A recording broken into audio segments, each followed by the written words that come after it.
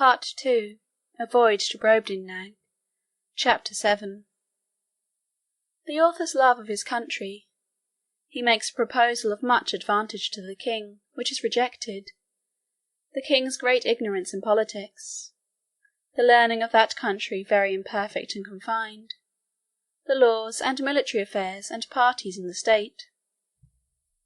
Nothing but an extreme love of truth could have hindered me from concealing this part of my story. It was in vain to discover my resentments, which were always turned into ridicule, and I was forced to rest with patience, while my noble and beloved country was so injuriously treated. I am as heartily sorry as any of my readers can possibly be, that such an occasion was given. But this prince happened to be so curious and inquisitive upon every particular, that it could not consist either with gratitude or good manners to refuse giving him what satisfaction I was able. Yet thus much I may be allowed to say in my own vindication, that I artfully eluded many of his questions, and gave to every point a more favourable turn, by many degrees, than the strictness of truth would allow. For I have always borne that laudable partiality to my own country, which Dionysius Halicarnassus, with so much justice, recommends to an historian. I would hide the frailties and deformities of my political mother, and place her virtues and beauties in the most advantageous light. This was my sincere endeavour in those many discourses I had with that monarch, although it unfortunately failed of success.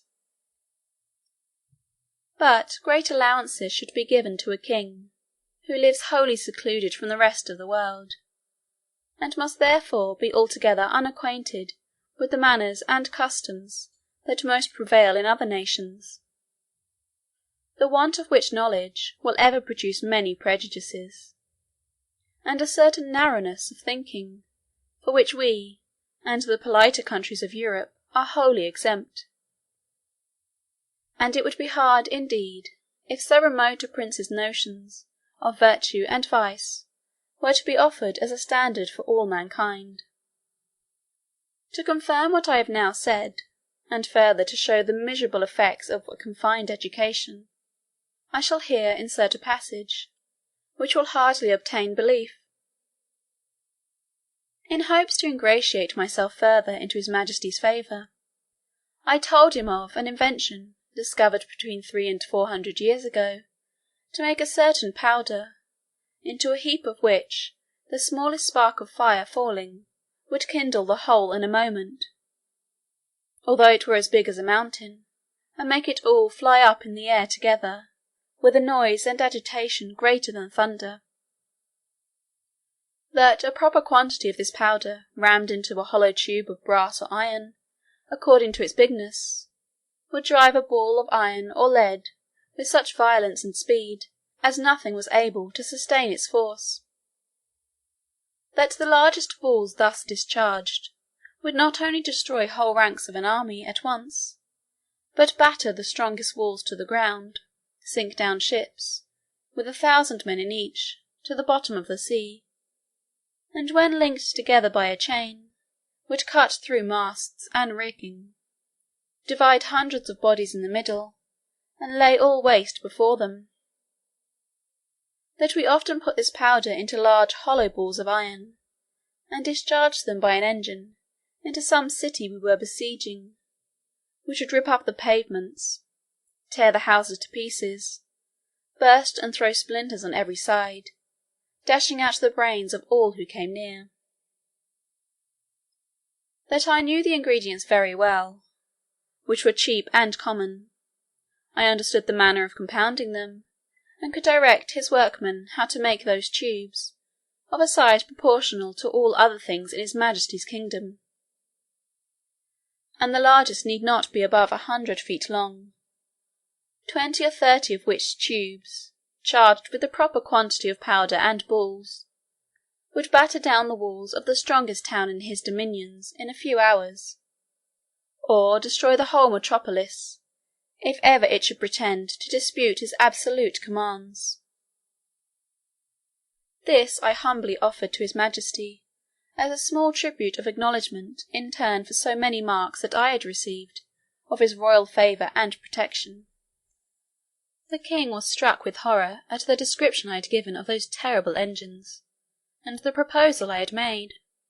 He was amazed how so impotent and grovelling an insect as I, these were his expressions, could entertain such inhuman ideas, and in so familiar a manner as to appear wholly unmoved at the scenes of blood and desolation which I had painted as the common effects of those destructive machines, whereof, he said, some evil genius, enemy to mankind, must have been the first contriver. As for himself, he protested, that although few things delighted him so much as new discoveries in art or in nature, yet he would rather lose half his kingdom than be privy to such a secret, which he commanded me, as I valued my life, never to mention any more.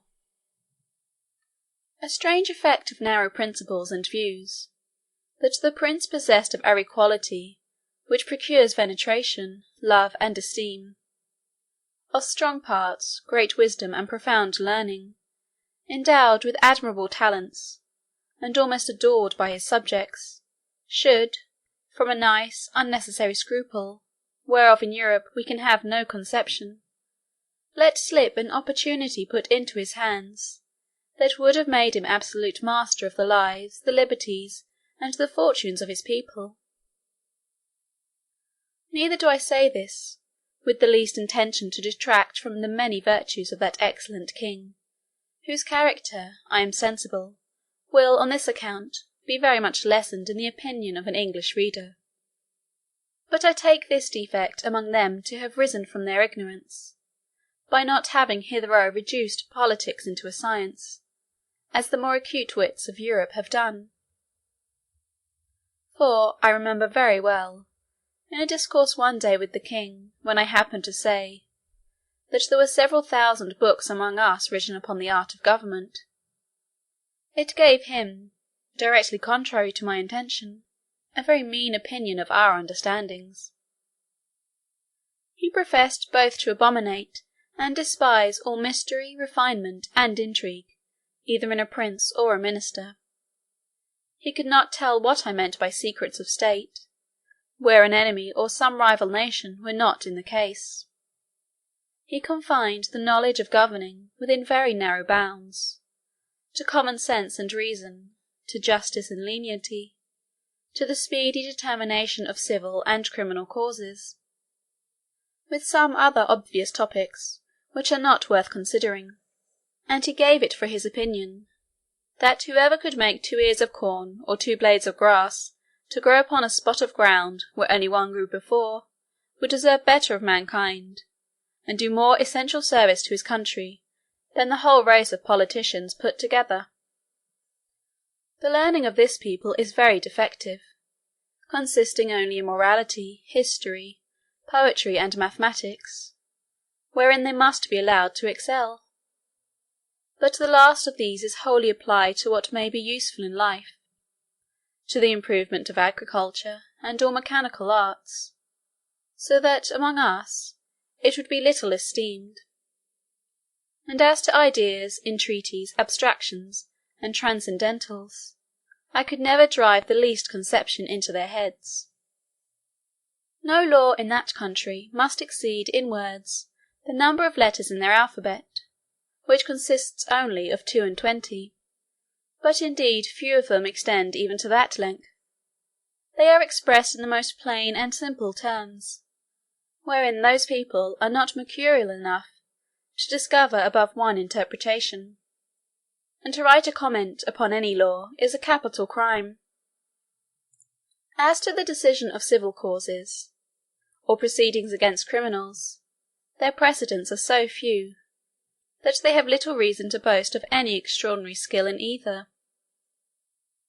They have had the art of printing, as well as the Chinese, time out of mind, but their libraries are not very large, for that of the king, which is reckoned the largest, does not amount to above 1,000 volumes, placed in a gallery of 1,200 feet long, whence I had liberty to borrow what books I pleased. The Queen's joiner had contrived in one of Glumdalclitch's rooms a kind of wooden machine 25 feet high, formed like a standing ladder. The steps were each 50 feet long.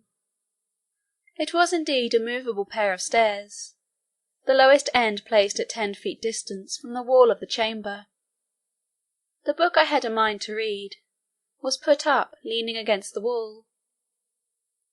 I first mounted to the upper step of the ladder, and turning my face towards the book, began at the top of the page, and so, walking to the right and left about 8 or 10 paces, according to the length of the lines, till I had gotten a little below the level of mine eyes, and then ascended gradually till I came to the bottom, after which I mounted again, and began the other page in the same manner, and so turned over the leaf, which I could easily do with both my hands, for it was as thick and stiff as a pasteboard, and in the largest folios not above 18 or 20 feet long. Their style is clear, masculine, and smooth, but not florid, for they avoid nothing more than multiplying unnecessary words, or using various expressions. I have perused many of their books, especially those in history and morality. Among the rest, I was much diverted with a little old treatise, which always lay in Glumdalclitch's bedchamber, and belonged to her governess, a grave elderly gentlewoman, who dwelt in writings of morality and devotion. The book treats of the weakness of humankind, and is in little esteem, except among the women and the vulgar. However, I was curious to see what an author of that country could say upon such a subject. This writer went through all the usual topics of European moralists, showing how diminutive, contemptible, and helpless an animal was man in his own nature, how unable to defend himself from inclemencies of the air or the fury of wild beasts, how he was much excelled by one creature in strength, by another in speed, by a third in foresight, by a fourth in industry. He added, that nature was degenerated in these latter declining ages of the world, and could now produce only small abortive births, in comparison of those in ancient times. He said, it was very reasonable to think, not only that the species of men were originally much larger, but also that there must have been giants in former ages, which, as it is asserted by history and tradition, so it has been confirmed by huge bones and skulls, casually dug up in several parts of the kingdom, far exceeding the common dwindled race of men in our days. He argued that the very laws of nature absolutely required we should have been made, in the beginning of a size more large and robust, not so liable to destruction from every little corner, or of a tile falling from a house, or a stone cast from the hand of a boy, or being drowned in a little brook. From this way of reasoning, the author drew several moral applications, useful in the conduct of life, but needless here to repeat. For my own part, I could not avoid reflecting how universally this talent was spread, of drawing lectures in morality, or indeed rather matter of discontent and repining, from the quarrels we raise with nature. And I believe, upon a strict inquiry, those quarrels might be shown as ill-grounded among us as they are among that people. As to their military affairs, they boast that the king's army consists of 176,000 foot, and 32,000 horse, if that may be called an army, which is made up of tradesmen in the several cities, and farmers in the country, whose commanders are only the nobility and gentry, without pay or reward. They are indeed perfect enough in their exercises, and under very good discipline, wherein I saw no great merit. For how should it be otherwise, where every farmer is under the command of his own landlord, and every citizen under that of the principal men in his own city, chosen after the manner of Venice by ballot. I have often seen the militia of Lorbrulgrud drawn out to exercise in a great field near the city of 20 miles square.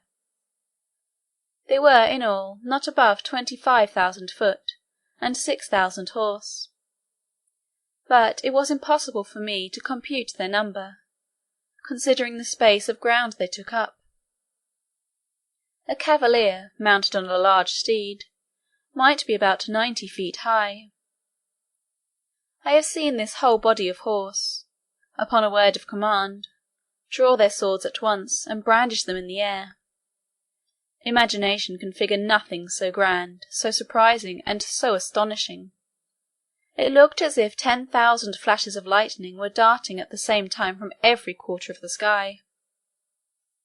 I was curious to know how this prince, to whose dominions there is no access from any other country, came to think of armies, or to teach his people the practice of military discipline.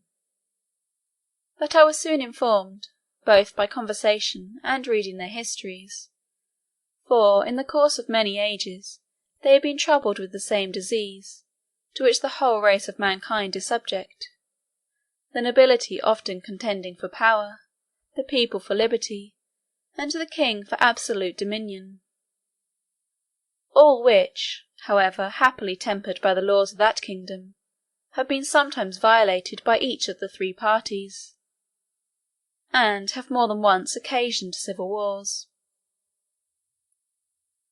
The last whereof was happily put an end to by this prince's grandfather, in a general composition, and the militia, then settled with common consent, has been ever since kept in the strictest duty. Part 2, Chapter 7.